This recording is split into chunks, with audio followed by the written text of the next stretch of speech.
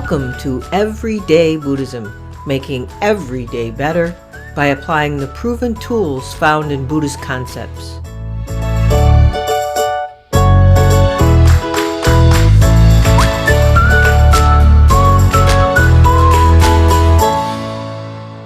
A big welcome to episode 59 of Everyday Buddhism, making every day better. I hope your summer is going well. I disappeared on you, didn't I? It's been too long since I released an episode. I went on vacation in mid-July, mid to late July, then took more of the summer for a hiatus to recharge and relax and rethink the next steps for this podcast, which just I hope to tease this, and I hope to promise something that I will keep the promise of, and that is being more regular on my podcast episode releases. I have a target in mind that would be twice a month, and hope I can make it, but I'm human, so don't go nuts on me if I don't, if I break that promise. So, but I am ready to go again. And I have a not so summer hiatus topic to share with you today. And that topic is practice. And specifically, the topic is the 37 Practices of Bodhisattvas, which is a practice we in the Everyday Sangha are doing together. So this episode is dedicated to my Sangha members. Thank you. Thank you for doing this practice with me. But to help me explain more about the 37 practices and the tradition from which it came and how I found it is my friend and teacher who I depend on for helping me with the wisdom of Tibetan Buddhism, Frank Howard. One of my first teachers said, "Everyone is your teacher, because everyone is a Buddha." Now that is true, but there are some teachers who come into your life and have major influences on you and your practice and your perspective and the way you do life.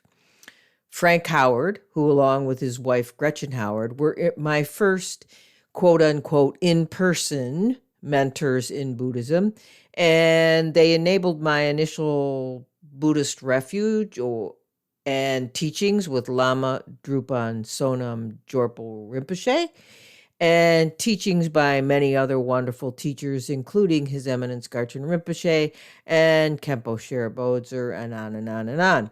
If not for Frank, Gretchen, and the center they guide, I would not have had the experience of being in the presence of Tibetan teachers who radiated the wisdom and compassion of Buddha nature like the sun.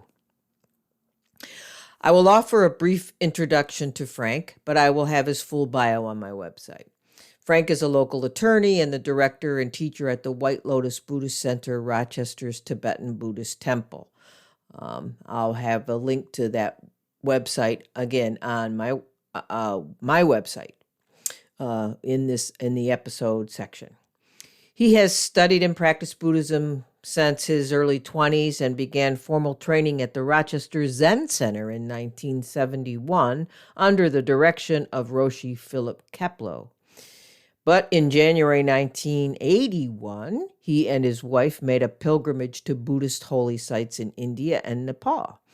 And in 1985, after nearly 15 years of attending Zen meditation retreats and practicing as a dedicated Zen practitioner, Frank met a Tibetan Lama, Kenshin Konchag Gyaltsen, and has studied and practiced within the Tibetan tradition since that time. His letters and articles on Tibet have been published in the Wall Street Journal, the Atlantic Monthly, City News, the Democrat and Chronicle, Shambhala Sun, and Snow Lion publications. He gave a series of public talks at SUNY Buffalo and was interviewed for the, quote, Mystical Arts of Tibet, unquote, a video produced by SUNY Buffalo concurrent with the visit of His Holiness the Dalai Lama in September 2006. Frank speaks at various venues on topics concerning Tibet and Buddhism. Frank has taken empowerments and teachings from many excellent teachers, including the Dalai Lama, Chetsang Rinpoche, and many others. Frank and Gretchen have 2 daughters, Megan and Tracy, whom many of us watched grow up at the center. Megan and Tracy are graduates of Harvard and Columbia colleges, respectively. Tracy is in a PhD program at Columbia University in Tibetan literature, and Megan is in a PhD program at University of California, Berkeley in Tibetan Buddhist history.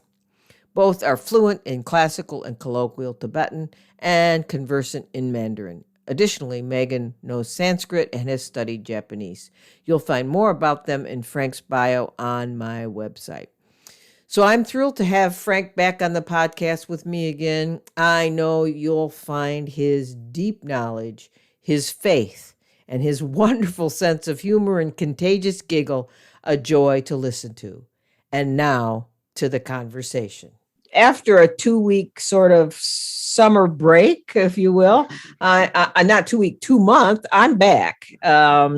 Hopefully for a little more regular showing up for these podcast episodes. But I'm going to start with a special guest episode with Frank Howard, who's been on the podcast before. So he's now entered into our realm of second timers, which is very rare. I think I only have one other. So congratulations, Frank. And I had to have him on this podcast because today I want to talk about, first I want to talk about practice.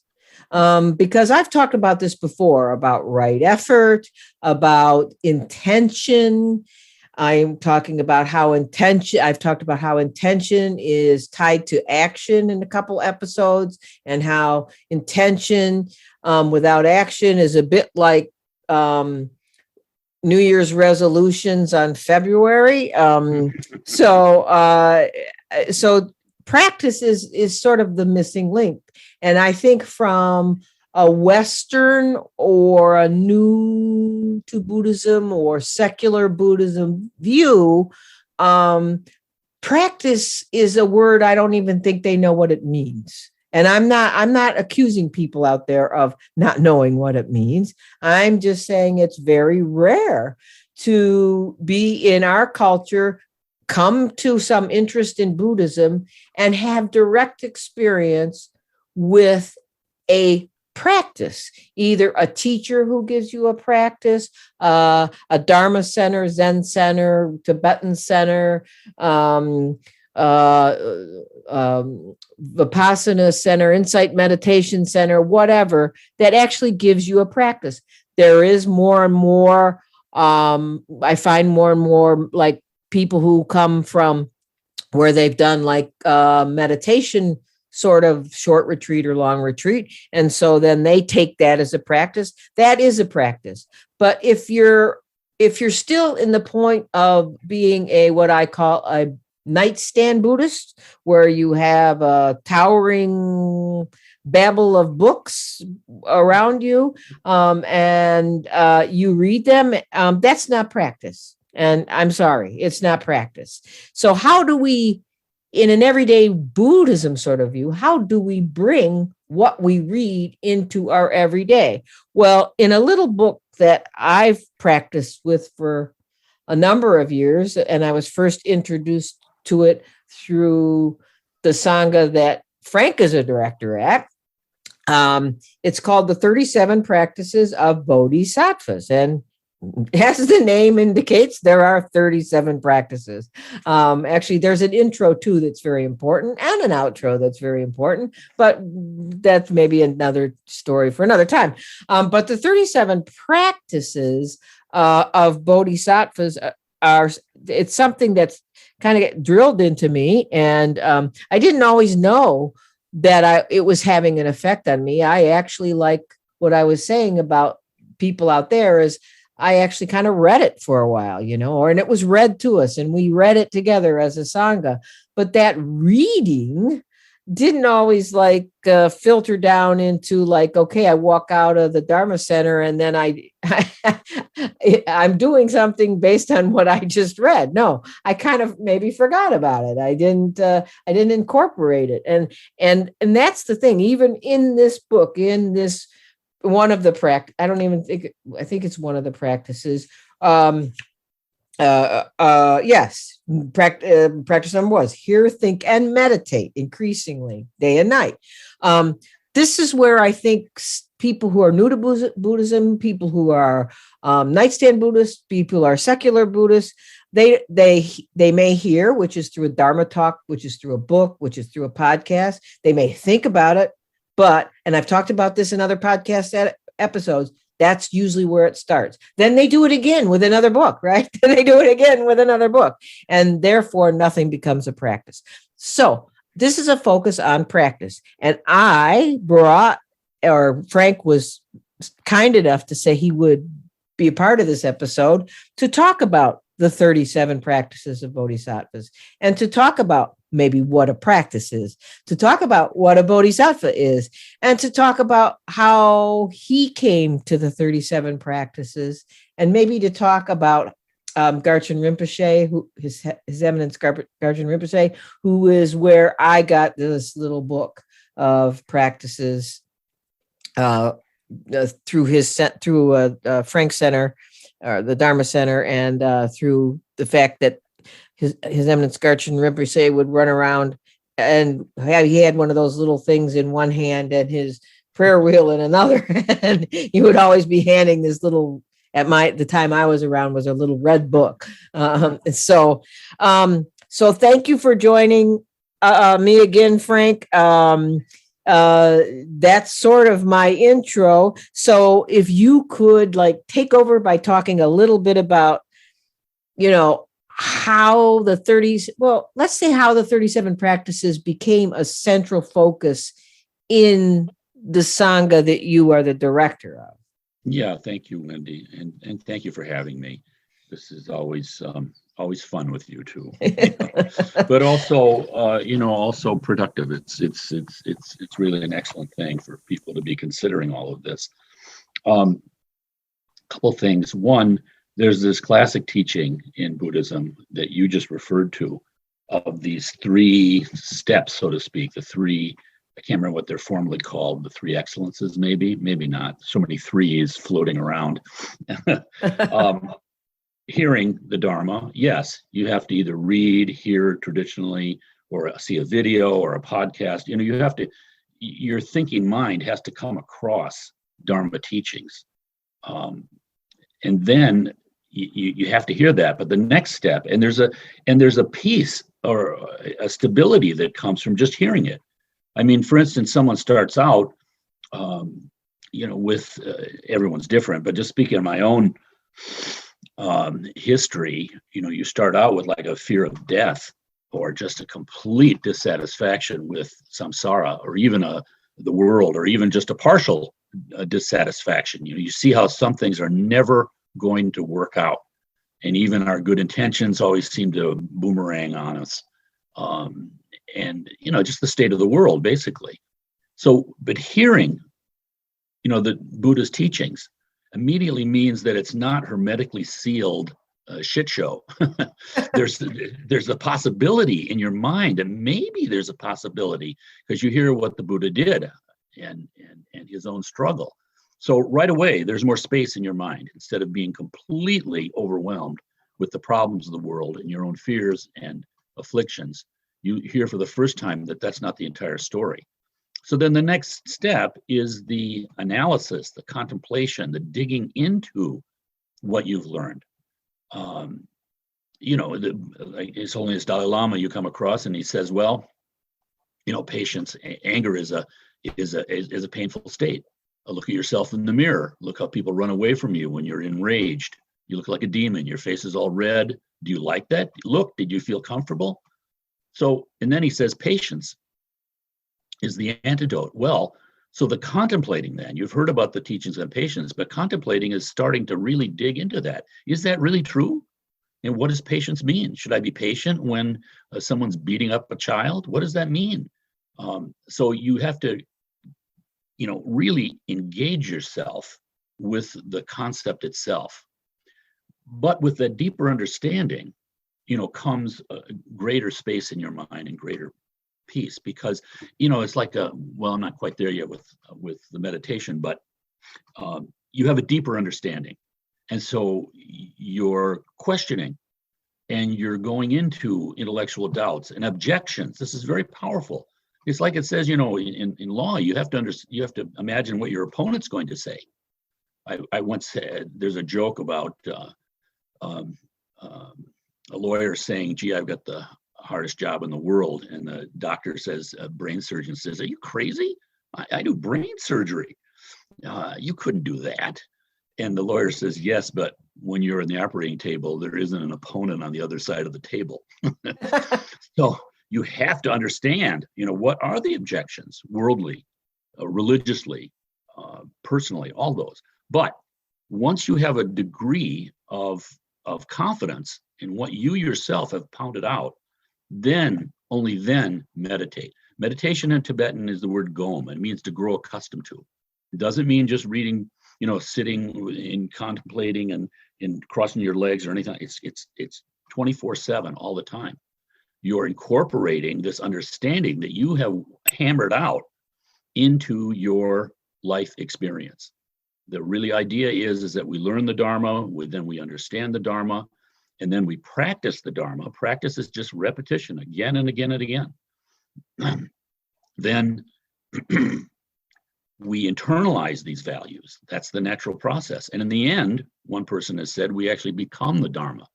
And this is really something hard to believe, but we have the example of so many others for so many years that we can have confidence in that too. But you don't throw away your doubts. It's not suppression of doubts. So this text, this 37 Practices of Bodhisattvas, was composed by a great teacher in Tibet in the 1300s. He was a monk and is in the Dalai Lama's tradition, also in the tradition that I find myself in, the Kagyu. Ka means speech, Gyu means secret, the esoteric transmission through speech. The man who wrote it, Ngoktu Togme Zangpo, was a great teacher, and one of his students was a man named Buston, who one of the great figures in Tibetan Buddhism. He lived in a monastery, most of his time in a monastery called Shalu, which has like Chinese architecture. It's in central Tibet. My wife and I had the occasion of being there a couple of years ago, and without even knowing that he was connected to the place or not much about him. But this is how rich the Buddhist tradition is. There are just so many stories, so many people who have gone through, real struggle and come to some sort of understanding. So he wrote this text. That Dalai Lama has said that his favorite book is the Entering the Bodhisattva Path by this Indian monk, Shantideva. Shantideva means like peace of the gods. Real person who lived, I think, in the 6th century, a long time ago in India. The Tibetans consider it the greatest book in Sanskrit on conduct that came out of India. And if you ever go to see Martin Scorsese's movie Kundun, there's some scenes where there's voiceovers going on, these beautiful poetry. That's from that book, Shantideva. This little book, the 37 Bodhisattva Practices, is considered by many to be like the crystallization of that book. So it's extremely useful because it's so short and it has a minimum of technical terms, and it can just be applied to your daily life. So you can read it, you can then start questioning it, and you can put these things into effect. I came across it in really a serendipitous way. I just happened to get this pamphlet, this beautiful little pamphlet that Richard Gere had produced for a teaching that His Holiness Dalai Lama gave in New York City. I can't remember, the Rosemont Theater or something like that. I can't remember, but I wasn't there. But I got this little book, and the first half of the book was this classic text by Kamalashila, one of the first Indian teachers to come to Tibet, on meditation, which is clear, simple, and outstanding. highly, highly recommend it. Then the last half of the book was the 37 Bodhisattva practices. So I was reading it and, finding it fascinating because it's so practical. It just has all these kinds of, situations that arise in your life, in your daily life. And there's like an instruction there, but it's instruction that you can actually do. It's not just philosophical philosophizing. And as often happens, certainly my main teacher is Eminence Garchen Rinpoche, and remarkable. He's now in his 80s, lives in Arizona. Really a remarkable figure. Tibetan Buddhism is vast because the Tibetans systematically transmitted. They sent their best and brightest over the Himalayas to India 1,500 years after the Buddha passed away. So at the peak of Indian cultural development of Buddhism, the Tibetan king decided, okay, we're going to be Buddhists now. And they did this, again, systematic transmission. They even developed the written Tibetan language before there was none. So there's a huge range of teachings. And this is very, very positive because there's just so much to choose from. So if your personality doesn't work with a certain kind of style, well, there's another teaching. That as long as you have confidence that you have Buddha nature, and that the Buddha wasn't mistaken or insane or drunk when he said each one of us has Buddha nature and it can't be developed. So in the vastness of Tibetan Buddhism, it's divided between the old and the new teachings. And these are part of the new teachings, but again, there's no conflict between this big division. Now I've kind of lost my thought. I don't know where I was going with this. I was about it was about Garchen Rinpoche and sort of the coincidence there. Yeah, got it. So Gar Rinpoche was recognized at a young age, 7 years old, as being the reincarnation of a great teacher in the new school. It just depends when the translations came from India. So the new schools, Dalai Lama's in the new schools too. He was he had the traditional training, and at the age of 19, he had done all this practice, all this training. He was like a master of the new school. At that point, China invaded Tibet, and Gar Rinpoche was thrown into a prisoner camp for 19 years. While there, he was also incarcerated with a man named Khenpo Munsel. Khenpo means one who knows. It used to be translated as abbot. It's a title. But Munsel means dispeller of gloom. So Khenpo Munsel was a great master of the old school. Now again, old school, new school don't differ in motivation, don't differ in end result, but they have like a different technology when you're talking about meditation, and some different symbols, but very, very compatible, no doubt. But at any rate, Gar Rinpoche converted through his teachings from Khenpo Munsel into basically a secret, silent, no outer symbols, wisdom retreat. And so he's very unusual because he's been trained in both the new and the old school. Mahamudra in the new school, and Dzogchen, the great perfection or great completion in the old school. So he, remarkable figure. His main teaching is bodhicitta all the time. And I think he's one of these people who, through his mental purity, can kind of know what you're thinking or even what you need. So at any rate, I was reading this book that I had gotten through Richard Gere on the steps of my house, front steps, a beautiful July. We went weeks without rain, and I would just sit out there and read a verse a day or sometimes more and think about it. And then before I knew it, shortly thereafter, Garchen Rinpoche announced that he was coming to Rochester for just a visit, and he would give teachings on the 37 Bodhisattva practices. So it's kind of like that, we're always running around thinking that we're manipulating our happiness and designing our path, but there's something much more profound going on. And this is the value of certainly hearing the teachings, knowing that this potential for each of us is out there, but then, contemplating it, questioning it, analyzing it, go deeply into it, because then only then do you have the confidence to begin the meditation. Too many in America, jump into meditation, but they're not trained. They don't really know what they're doing. One of the great figures of Tibetan Buddhism in the 1800s, Pato Rinpoche, said, trying to meditate without instruction is like trying to climb a cliff wall without hands. We very much need instruction, but you can't be attached to the instructions either. You have to question them. But you have to apply all of this to your mind stream, because that is the great teaching. It's the mind. It's the mind that's making our trouble.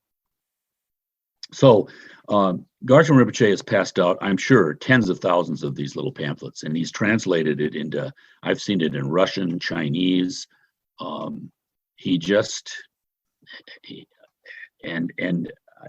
It has outer, inner, and secret meanings. I mean, it's incredibly valuable. The first 20 or 21, I think it's first 21 verses are the conventional relative truth, and then after that is the absolute truth. Now, even there, we have to be careful. This great teaching of dividing teachings into absolute and relative by Nagarjuna, done in the 600s in India, I think, even before.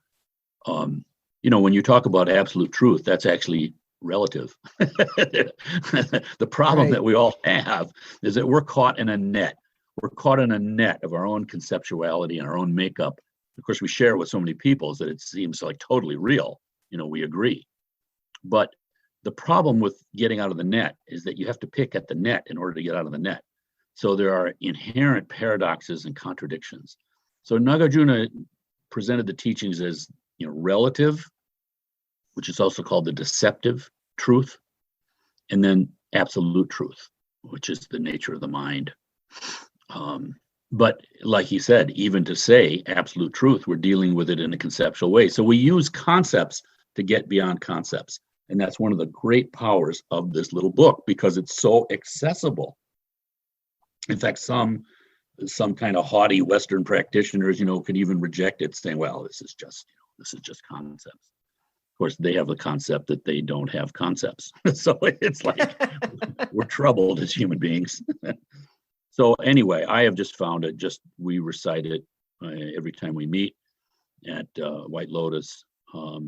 There's nothing wrong in there. Garchen Rinpoche has said that the entire Buddhist path can be found in that book.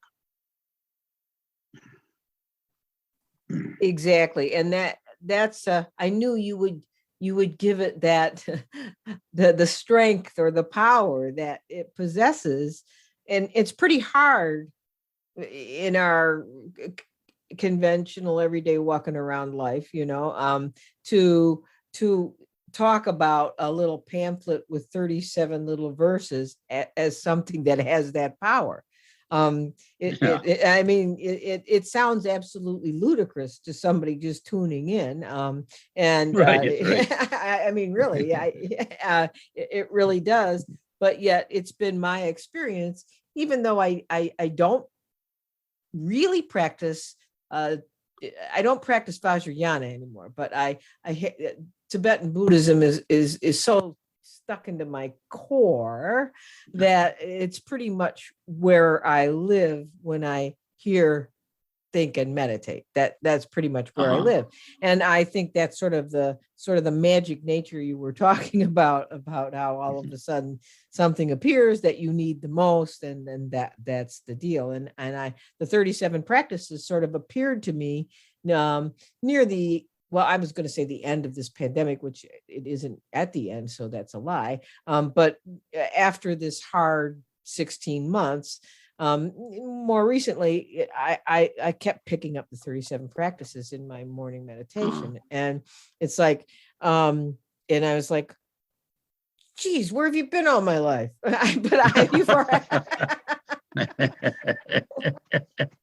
It says in the Lotus Sutra that bodhisattvas will spring up out of the earth. And this is a remarkable thing, because, our egos are so strong. We truly want to have credit for conquering our ego. That's how screwed up we are. And yet, in a sense, we all come to the Dharma for the wrong reason, but it's because there's something deeper going on there, beyond ourselves. Again, with a great teacher, I look back on my time and with him, and I'm just amazed. What a teaching of patience, because you're so full of yourself and you think you know what you're doing, and then they just have such patience. And it's really, really a rare thing to come across someone who loves you more than you love yourself, if that's possible. Yes, and I would say Very most charming. most of us would probably say that's not possible, but actually you feel that. The people say that you feel that when you meet the Dalai Lama, His Holiness the Dalai Lama. I've not met His Holiness the Dalai Lama. I have met Garchen Rinpoche, and I felt that, even without a direct teaching from him. I mean, I went to teachings with him, but they were not real personal. They were, but just the bump on the head and the looking in the eyes, something happens there. And I don't know what that is, but I don't really care. It feels good. So, Yeah. but I wanted to say, you mentioned something about you emphasized this in a kind of couple points in what you were talking about doubt, having doubt. And that's something that I've talked about on these podcasts before and with my Sangha. And I think it was Dogen who said, great faith, great doubt, and great effort, or something, the three pinnacles of Zen practice. I could be screwing up the author of that statement, but to me, that sort of frames or structures the Buddhist path for me, because it has been in sort of a circular thing like that. It's not like linear. It's not like a hierarchy. First I had, you start with a little bit of faith because someone you believe or someone you respect teaches you something, so you feel that you have faith, and then you have a whole bunch of doubts, and that's baloney. That can't be. And then with great effort applied, and you keep going round and round and round. And people always say to me, "Why? How can you even use the word faith in Buddhism, because it's not a theistic religion?" Well, it's not that you have faith in an all-knowing, all-powerful deity, but you have faith in the teachings, the Dharma itself. And that faith is much more readily, I think, translated as confidence to the average American. But it's bigger than confidence when you do this circular great faith, great doubt, great effort. But it's the effort, again, it's the practice. You do have to take them into your life. Otherwise, it means nothing. You'll never have confidence. You're exactly right. I mean, the word in Sanskrit is shraddha, and I think it is closer to confidence. But you're right. We were limited in language because faith for us brings up images of other things, in our own history and conditioning. But it is the confidence. I mean, you can't boil an egg without confidence. You're relying on past experience. You're relying on what someone who you have trust in has told you, and then your own, and you go ahead and do it. So there's nothing that happens in life without confidence. I mean, otherwise we're just sitting there, like a puddle. So yeah, really true. But I think there is the expression, great doubt, great realization. No doubt, no realization.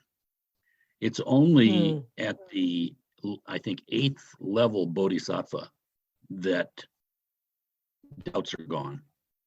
The first 7th level bodhisattva, which is a very, very high state that I've only read about, is where the afflictions are gone, the mental afflictions, and then it's just perfecting the view.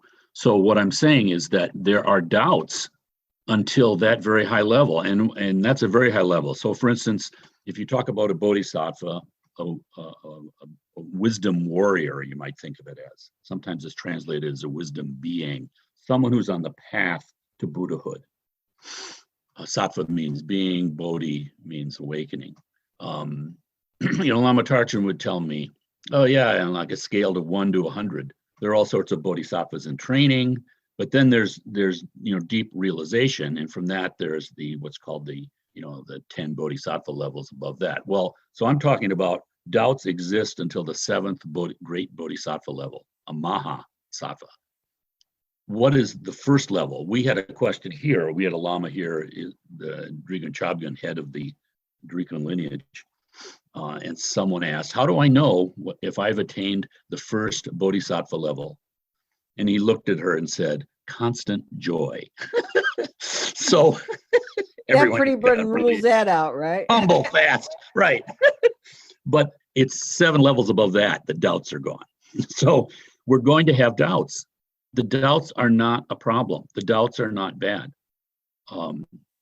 The danger of the doubts is that we throw the baby out with the bathwater. And that is, again, that's not blind faith. You just stop the questioning. You can have a doubt that persists for like 20 years, and then suddenly one moment it's gone. And when it's gone, it's gone. Gate, gate, paragate, parasamgate, bodhisvaha. There's such deep experience and meaning in all these things. But it is the practice, it's the doing. This is the genius of the Dharma. Because it's our Buddha nature, we don't have to create it. We're always trying to do something with ourselves because we feel inherently powerless. And so we're going to fix it. We're going to fix the world. This is the delusion of especially the governing classes of the West. They think they're God. That was the fault of Adam and Eve way back in the beginning. The serpent said, eat of this and you will be as God. This is our fundamental arrogance. We see it all the time. We throw up these governmental figures and we make them into little mini gods, whether it's Fauci or Mueller or Koskinen, whoever it is. We make our leaders into authority figures, thereby disempowering ourselves. Well, in Buddhism, so much even more so. We're looking for something to do. We just have to unfold it. So it comes down to practice. This is the genius. It's not figuring it out intellectually. The intellect is a tool, but it's like a mother changing diapers. The first kid, this is like a new experience. I don't know what I'm doing. You have doubts, your uncertainty, but by the fourth kid, she does it in her sleep. And if you talk to like a great craftsman, like some Japanese woodworker or something, they've so inculcated the experience of decades of choosing the right wood, knowing which wood works, which oil goes with that, what kind of tree you get, what side of the mountain the tree grows best on, all of this stuff. He can be asked a question by a neophyte and he doesn't even know how to answer because it's beyond concept. And yet he knows because he has practiced. Practice is, I think the word in Sanskrit is for coursing, like, a racehorse going around the track. Just continually just going. And this is amazing. I mean, the trick is that it takes faith. Nothing happens without faith. Guru Rinpoche said that, a mind without faith is like a seed that has been burned. It can't sprout. And this is what I see the greatest challenge in the West, especially because, you can have faith too easily, so to speak. I mean, people in Asia can be just going through the motions and not really digging into it. There's no escape as a human being. We've got to do the work. But in the West, the real problem seems to be faith, that we don't have a cultural support for it. Happily, it's better now. Once the Dalai Lama won the Nobel Peace Prize, at least that helped people a great deal. Before that, I came to Dharma before that. All sorts of personal crises. My father thought I had gone insane. I had a job interview. I had spent 10 years, again, before the Dalai Lama, I had spent 10 years at a Zen center and then decided to have a family and needed a job. So I had a job interview and I had this 10-year gap in my my resume. I went from working at the Smithsonian to nothing for 10 years. And so they asked me, well, what were you doing? I said, well, I was at a Buddhist center and I was interested in meditation and things like that. And the guy looked at me and said, oh, yeah, Buddhism. My wife was into witchcraft. That's as far as it got. So you have to have faith. It's the faith that keeps you going. And actually, it's the deeper faith, even deeper than you have, because you would not come across these Buddhist teachings except for extremely positive karma. There's something deeper going on. That's true for everybody. There's deeper stuff going on all the time, but we don't recognize it. The faith is the kind of the divine discontent that keeps you going despite yourself. And you can have the experience where you're doing some practice just kind of like half-heartedly because it just happens to be going on at the Dharma Center and the group that you're with is doing it, or your girlfriend is doing it, whatever it is. You can just do some half-assed kind of involvement, half with your mind somewhere else. But you can find yourself in a temple and suddenly be moved by looking at that Buddha figure. Now, who created that? It's your own mind. But yet, if it weren't for it, it's like throwing darts. We throw 99 times before you hit the bullseye. But were those 99 times wasted? No, they weren't. It said, I think, in Chinese Pure Land tradition, people chanting Amitabha's name and having questions of doubt and feeling like, well, what is this doing? I'm not experiencing anything like that. But the power of the moment of death, it said that all of that positive intention and connection, like all crystallizes in one moment. So there's great power when we drop this distraction that we've got going on all the time. It said that the mind is 19 times more powerful. I love these mathematical examples. Yeah.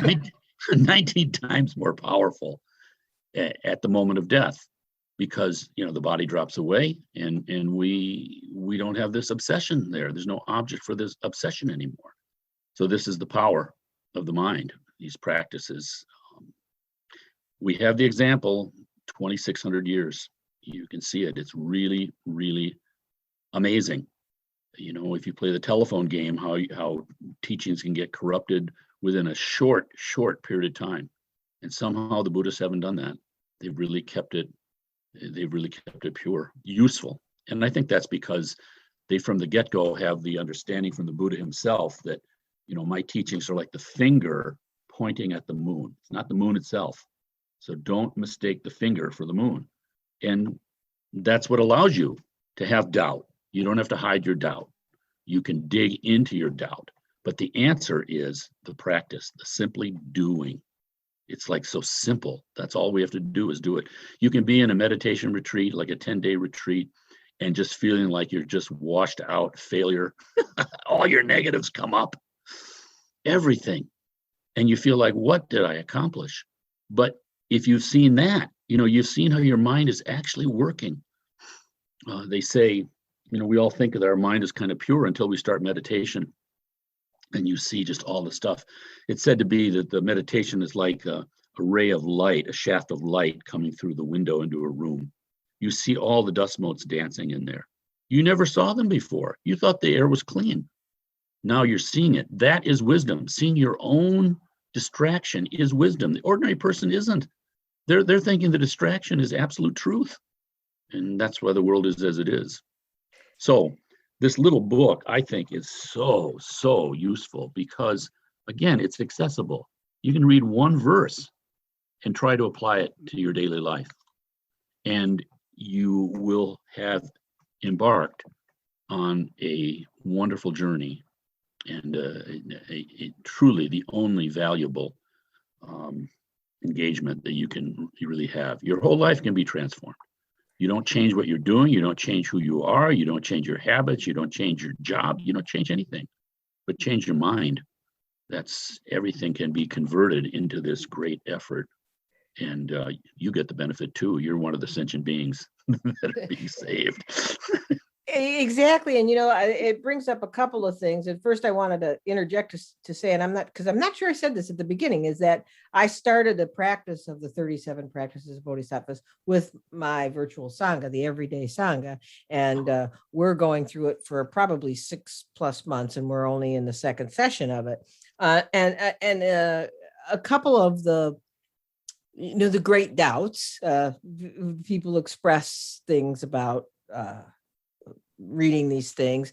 We're using a text called "Don't Believe Everything You Think" by Tubton Chodron, and it takes you through the 37 practices with real life examples from her students, from other people who wrote in on her website and so forth, it's very helpful because it like expands the Sangha for you. You know, you see other people's like doubts and you know, questioning of the sort of language. And so that brings me to this question that I get from some of the people in the Sangha that I facilitate, and that is, you know, and it's like what you said, it's like seeing the dust when you know, it's like, you know, the dust was always there, but unless you shine a light on it, you didn't see it. And the light is the meditation. And like in Pure Land practice, we say it's Amitabha's light that allows you to see your shadow, right? That's if it wasn't for Amitabha's light,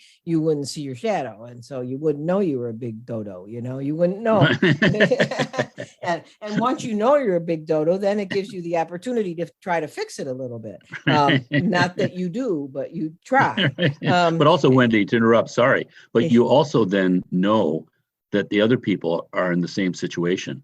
Exactly. And that's true compassion. You know, they're lost in their thoughts like you are. Right, exactly. And that's it. When you've accepted that you were Shinran, the word used in Shin Buddhism is Shinran talked about the bamboo nature. Bamboo. Bumpo. Yeah. And once you realize that you have that nature as well as Buddha nature, right. then it opens up space for great compassion. But you have to actually see that in yourself first. You know, you otherwise you just think, well, I'm this wonderful people, and what is wrong with everybody? You know. Why they're making my life a living hell, you know? Right. But anyway, the one of the doubts that keep coming up in this 37 practices, even though you and I have both talked about it as essentially practical everyday stuff, and this is the same with the Bodhisattva vow. You know, it seems impossible. I will save all beings, right? Like everybody always says, come on. Right. But then, you know, in the Diamond Sutra, it says, well, once you get to nirvana and you know, you bring all beings to nirvana, you will see that there are no beings there. And that's the verse that opened my mind up to that concept of saving all beings. But that's a pretty hard thing to explain. So these practices, you know, they have it's very strong language. Like, you know, they say, you know, give up this life and give up your homeland, and and they talk about therefore, even at the cost of your own life, right. Strive as if to put a fire out on your head, and all this language that, you know, to people who read, like, you know, the New York Times top 10 Buddhist books, right? That stuff sounds ridiculous to them. And right. So, but I was trying to explain it to my Sangha, and I think this would help, because if anybody after reading this podcast picks up the 37 practices, I think they might have this problem. So if you can help explain, like, I try to explain it like, okay, if let's say you were doing taking up fitness training, and you're in a gym, and somebody's talking to you with great hyperbole in the way in which you are to do these weightlifting practices, or in my case, try to do more than one sit-up, right? And it's like, to me, that's like the Bodhisattva path, you know. No, I can't do that. I'll never do more than one sit-up. That's impossible. But they give you great hyperbole to try to sort of like light a fire under you to get you to try to do it. So how do you answer someone who says, like, we should read one of these? Do you want to read one of these and try to answer somebody? Pick one of those most unbelievable ones. Well, here, even a simple one, maybe. When you keep their company, your three poisons increase. That's greed, anger, and delusion. Your activities of hearing, thinking, and meditating decline. and they make you lose your love and compassion, which is the cause of Buddhahood. Give up bad friends. This is the practice of Bodhisattvas. Yeah, that's a So good this one comes up all the time because Right. I have to give up all my friends. This is like joining a cult. What the hell? But there are different levels of meaning. First of all, you never stop loving bad friends. That is the practice. But what's a bad friend? Well, a bad friend is someone who's influenced you in the wrong way all the time. So you give up the influence on them and you don't seek them out. We once had a wonderful teacher here, a Canadian, one of the first women to do a 3-year retreat in the West. Actually, she did in France, but no, I'm sorry, she did do it here. One of the first ones, a student of Kala Rinpoche's, Lama Dechen Wangmo. She's now out in Hawaii, and she's a wonderful, wonderful teacher and translator. And she came to our Dharma Center once to give a talk. And we took her out to a restaurant, and the sort of the greeting crowd went out to the restaurant with her. And we had one new person who wasn't a member in that, which she was a little problematic. She was telling me about her various mental health arrests. And she came to me once and said, "What's this deal about compassion?" And I said, "Well, compassion." She said, "I'm not into compassion." And I said, "Why is that?" "Because I'm worshiping Thor." And I said, "Okay, so this is the kind of thing that can happen in the Dharma Center. You get a wide range of folks." Well, she was sitting, people chose who they sat with in the restaurant. There were numbers of tables, and she didn't know anybody. And yet she managed to sit alone with one other crazy person. And Lama Wangmo looked at me and said, because when she had arrived at the airport, she was having individual airport, then back to the Dharma Center, had some interviews before we went out, private interviews before we went out to the restaurant. And the person that Thor worshiper was sitting with had, in his private interview with Dechen Wangmo, given her a book of pornography. And Wangmo said to me, she said, their minds are on the same wavelength. They're just attracted to each other. Even though they didn't know each other, they immediately kind of went together. So the quality of our mind. And so a bad friend is someone like that, who just is giving you all sorts of support in not practicing Dharma or practicing the wrong Dharma. So you don't want people like that in your life. It's like you're in a lifeboat. You don't want someone who's trying to pull you out of the boat. But it doesn't mean that you stop loving anybody. You just sort of restructure your social arrangements if necessary, but it's not cultish, it's not exclusionary. You're not trying to say, I'm only talking to Buddhists now. It's not that at all, nothing like that. But also, bad friends has an inner meaning. Your bad friends are your afflictive emotions. Your negative thought comes up, we immediately let it colonize our mind, take over, we act out of it, we're totally justified, righteous anger, all of it, jealousy, whatever's going on. Those are our bad friends. Abandon those guys. See if you can. So and then even deeper than that, the bad friend is this attachment we have to our imaginary self. Can you give up that bad friend? All it's done is caused you suffering again and again and again. Milarepa said, if we could see the tears we have shed, they'd fill the ocean. So it's very daunting, this situation that we have, and Buddha nature is very great. So if the language sounds, at all kind of like insistent or extreme, the meaning isn't. The meaning isn't. And that's the important thing. You have to look at the tone of what happens. For instance, you can practice on, when he's mentioning the Vajrayana, they have like wrathful Buddhas. And you look and it's just like, oh, that's the most horrific picture I've ever seen in my life. But then you're in retreat and you're doing the mantra. The mantra is like totally sweet. And the effect is one, like all Buddhist practice, increases your compassion, patience, tolerance, all the good things. So the effect can be just the opposite of the appearance, you might say. We use appearances to get beyond appearances, and so too here. We have to use language, but the whole idea is to get beyond concepts by using concepts.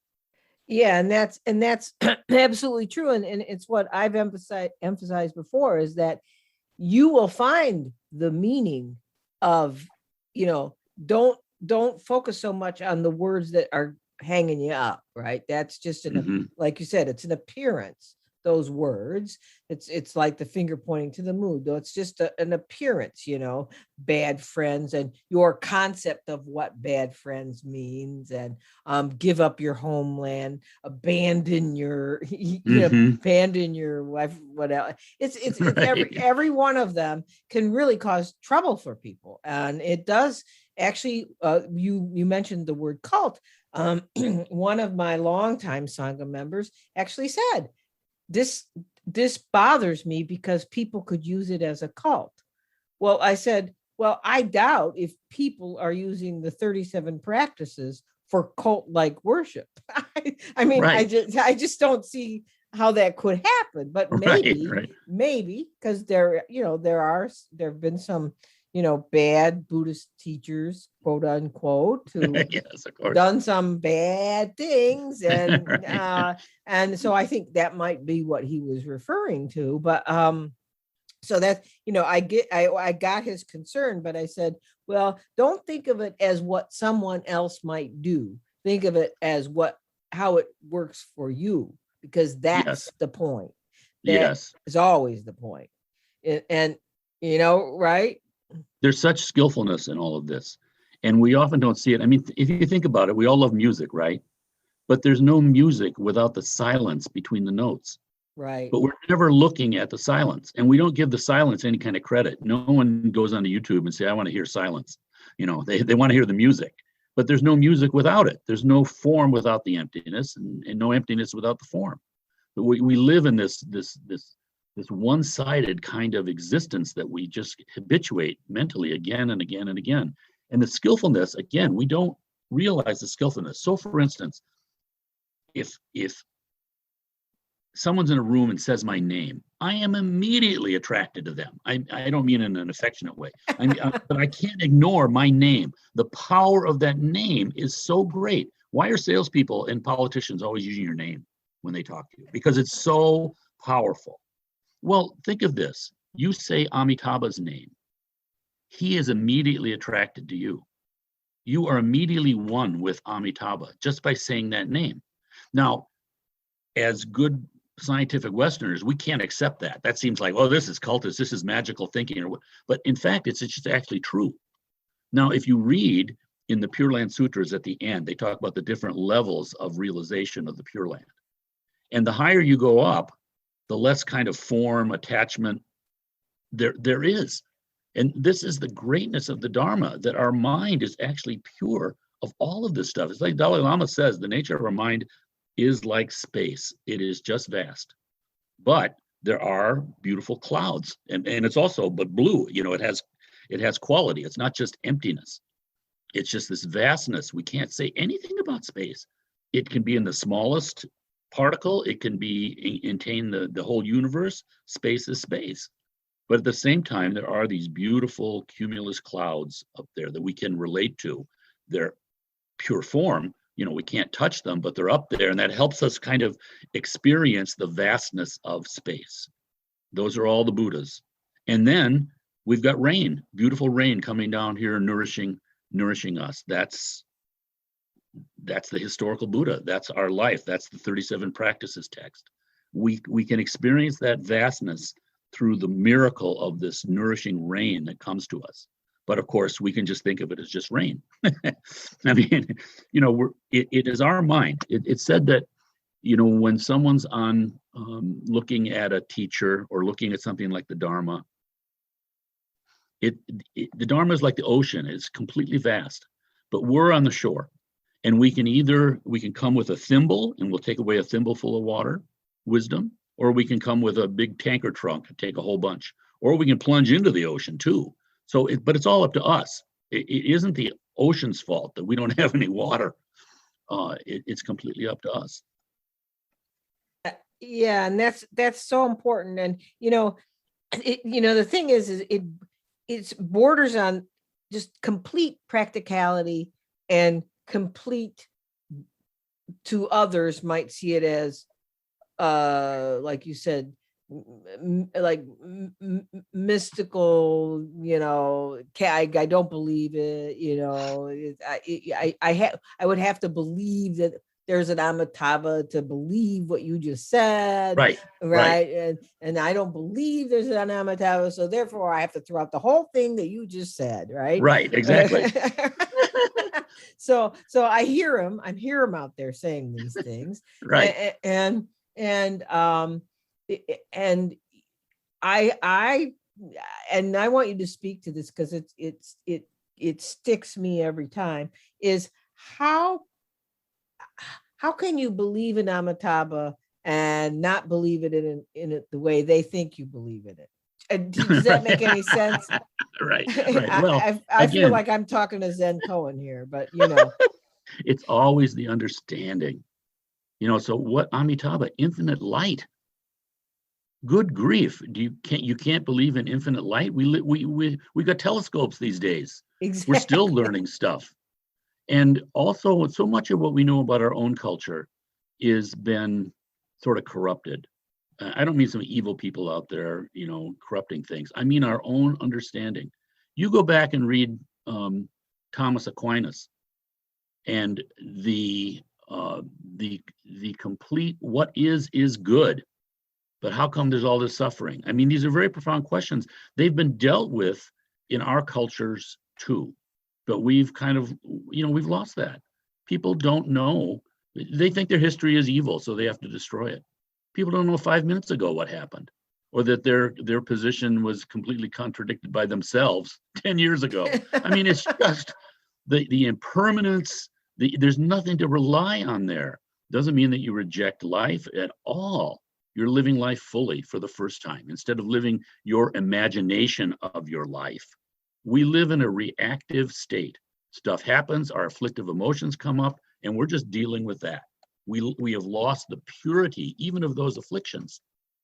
And so this is the greatness of the Buddhist message. I mean, you look at read the Buddha's life. I mean, it's just amazing. Think what he must have felt in order to leave his family the way he did, and his extremely privileged position. And then to not accept any kind of half solution. He went through hell for 6 years. Yeah. And imagine the motivation that says, okay, I'm going to sit under this tree and I'm not getting up until I understand. You go to a retreat and see how easily you want to run away and hide. You never want to do this again.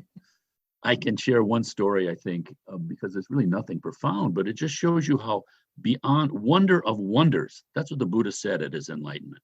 Wonder of wonders. There's nothing better. So I know I had spent, I think, 15 years at a Zen center, which is a lot of meditation and stuff. And you can have a certain kind of, even like arrogance that comes up just because nobody else is doing that. And, the ego is just a little bit of knowledge, a little bit of arrogance. You go on university campuses where there's a lot of knowledge, there's a whole lot of arrogance. It's like we're stained as human beings. But the fundamental humility is to realize that. So, I mean, after all this meditation that I done, Garchen Rinpoche was giving a retreat on the wrathful form of Manjushri, the Buddha of wisdom. And that sounded pretty good to me. So I thought I'd go. Well, it's 9 days, 24 hours a day. You sleep on the place where you're meditating. You rotate. They divide you into 3 groups. 2 groups are up through the night. Well, 1 group is sleeping. Then they ring a bell and you switch. So you get, 3 hours of sleep a night. You can't leave.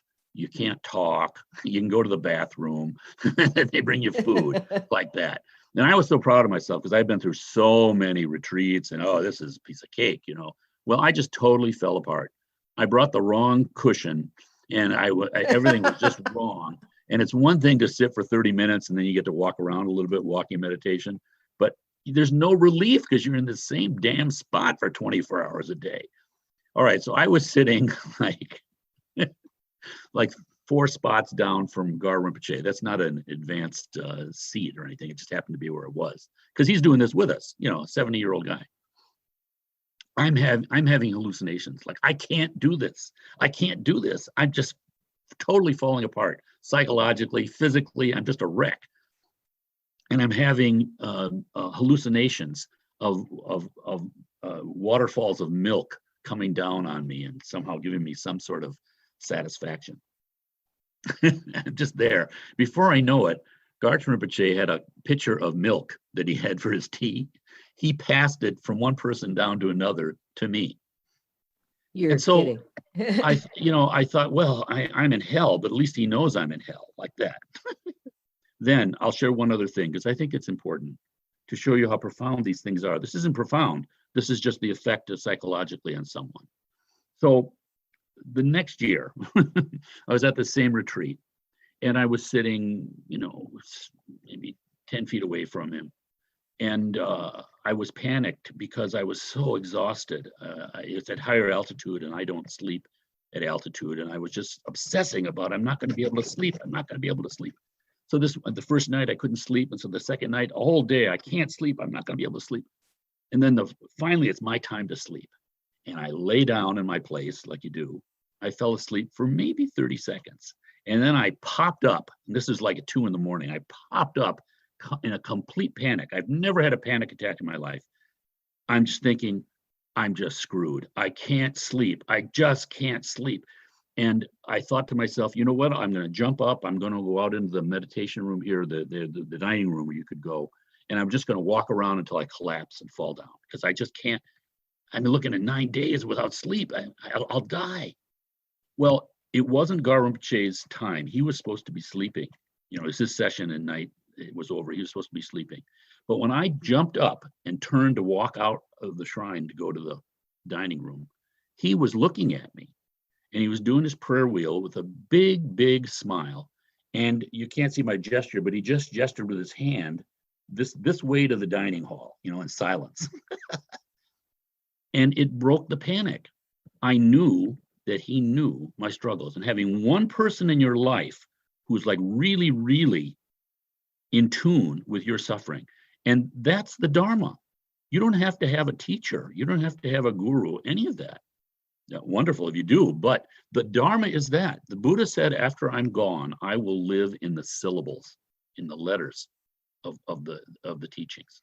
So that's there. You can study the Dharma, you can apply it to your life. That's the key thing, the apply. And to apply it, though, you have to have some degree of confidence. Whatever degree of confidence you have, apply it to your life and see the results. You can find out, is this benefit or not? That is, I'm so glad you said that, because the ongoing question, and I'm sure you get it all the time, is, I don't have a teacher. I don't have a teacher. Where can I get a teacher? I need a teacher.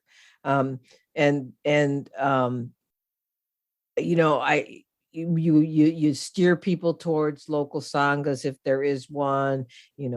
Try them out, see what feels like it's a match to who you are. If you run screaming from there, it doesn't necessarily mean you shouldn't go back.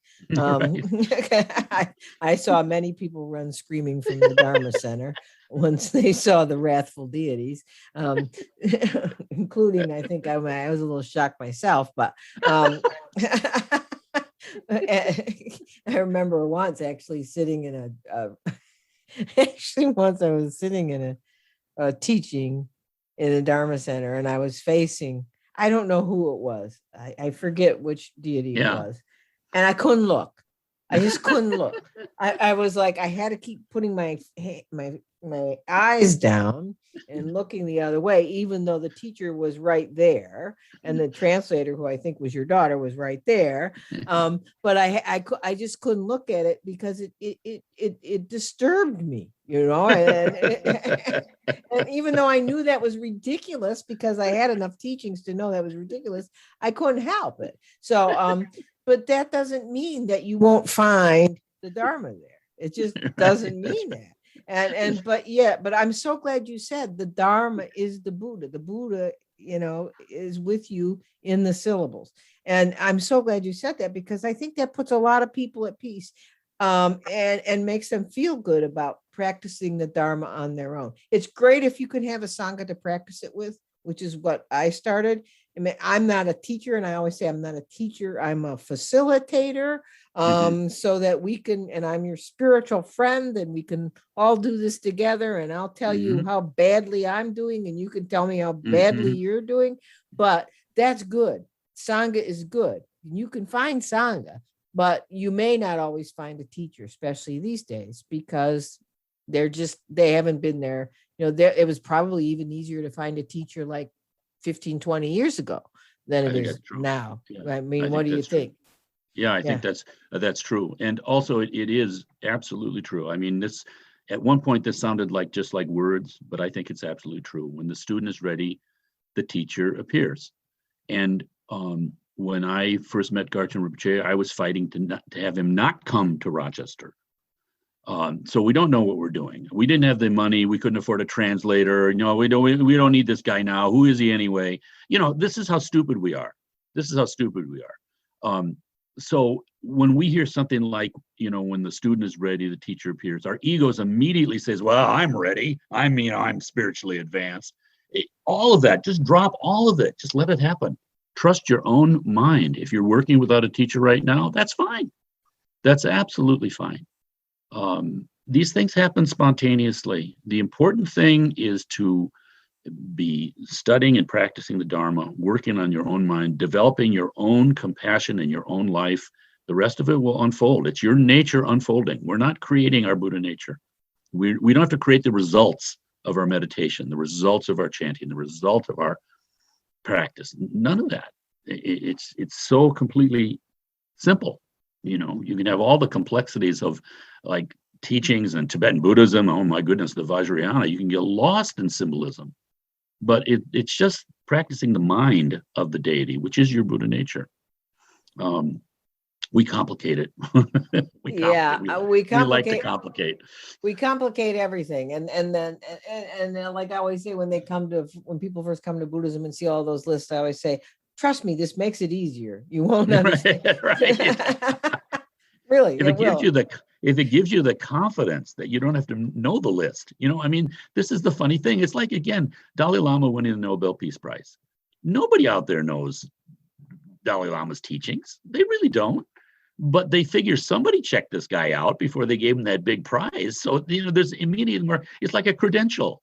I'm a lawyer, and I realize, why do they call it practice? I had a friend who got a medical degree as a doctor. And he says, and he was scared as a resident. He said, now I know why they call it practice. I don't know what I'm doing. You have to practice, but that's the best, the world can do. But I'll share one other story that Dzongtsar Khyentse tells. This is probably not for your Sangha, but to give you the confidence that some of these great Tibetans have. And why do they have it? Look, I don't understand relativity. I don't understand Einstein. I don't understand string theory, all that kind of stuff.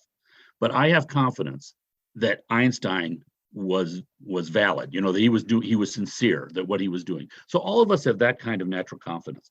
Many Tibetans have that kind of confidence in the Dharma. Why? Because their Thomas Jefferson was a Buddhist monk.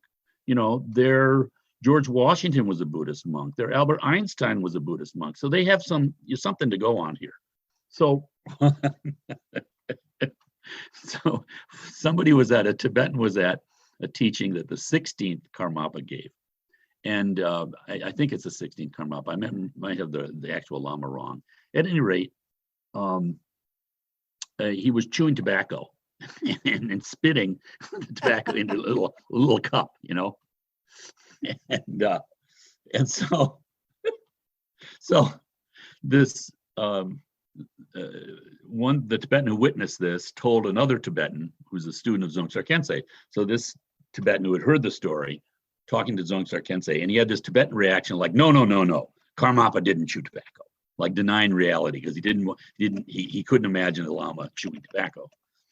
And so Dzongtsar Khyentse is talking to him and says, no. He just could not accept it.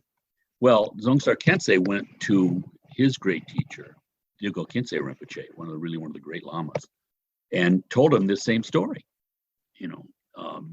I'm sorry, I'm blowing it a little bit here. The Tibetan was making all sorts of excuses.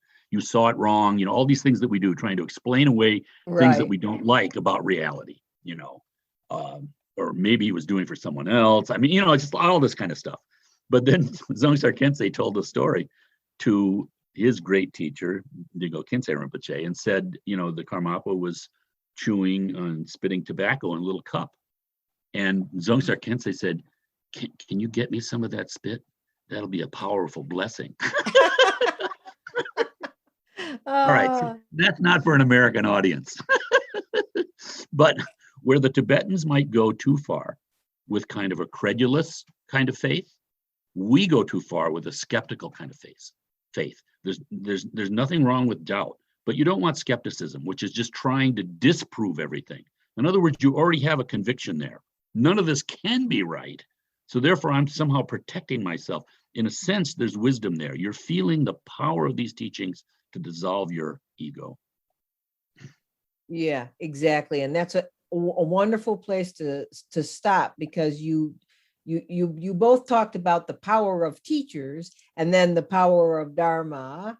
And if you practice it, a teacher may or may not appear. And, one of my teachers in the Galupa tradition used to say, watch out, there are Buddhas everywhere. And I think that's it changes the way you look at things a little bit, and you may or may not believe it, but I think that is the point. If you immerse yourself in the teachings, in the Dharma, there are Buddhas everywhere showing you more how to be this bodhisattva in training, right? Mm-hmm. That because that's mm-hmm. when we're doing these 37 practices of bodhisattvas, we're not bodhisattvas. We're bodhisattvas in training. Like you talked about what the first level would be, absolute joy. Well, clearly we are in training, because I'm not there yet. So, and yet, Wendy, the power is so great, because in this vastness of the universe, to have something that is actually valid, that is based on reality, not about our projections of reality. So Shantideva tells the story of, I think it was Dogon, but nonetheless, there was a prostitute in ancient India who, as a big joke, put on a nun's robes and danced around for her clients. And this is a big joke, the contrast is so funny. Yeah. It said that because of the merit of those robes, the powerful virtue that is instilled in those robes, that she was reborn in one of the heavenly realms. See, yeah. So you can't, if you touch these things, it affects you. It's about training the mind. If you're aware of it, even just the name Dharma, Nagarjuna said, even hearing the name emptiness dissolves samsara. Amazing. It is. It's amazing. And I hope people take this the way in which it was presented, because we were in Tibetan Buddhism. We were in the way the secular Buddhists might see it. We were all over the place. But if you keep your mind open, then you have the space to have the light shine in, the wisdom light shine in. But you can't be skeptical. Like Frank said, you have to keep your mind open. So once again, Frank, thank you for helping me out in this episode, because I wasn't quite sure how I was going to present the 37 practices. So you really did a great service. And well, thank you, Wendy. And you're also again, you're one of this podcast's favorite guests, because you're number 2. and if I quickly invite you again, you'll be the top guest. I'll put it on my resume. Yeah, that's going to give you a lot of cred somewhere. I don't know where. So thanks again, Frank. Thank you, Wendy. That's it for this episode. I hope you enjoyed the conversation. I will post a link to Garchen Rinpoche's website, where you can download a PDF of the 37 practices of Bodhisattvas. Plus, I will post links to other books with teaching commentaries on the 37 practices. I will post probably links to 3 of them, 2 of which we're studying in our Everyday Sangha. And of course, more details on Frank Howard and the White Lotus Buddhist Center will be on the website. And don't forget that you can join me and others in the private donation-supported Everyday Sangha that meets virtually via Zoom every other week on Saturday mornings at 10 a.m. U.S. Eastern Time. The Sangha is currently studying and practicing the 37 practices. And please consider supporting the efforts of this podcast and related groups by becoming a community member for $5 a month. If you do, you will have access to blogs, members-only podcasts, education series, a private Facebook group, and hopefully more to come. Okay, until next time, keep finding ways to make yours and everyone's days better.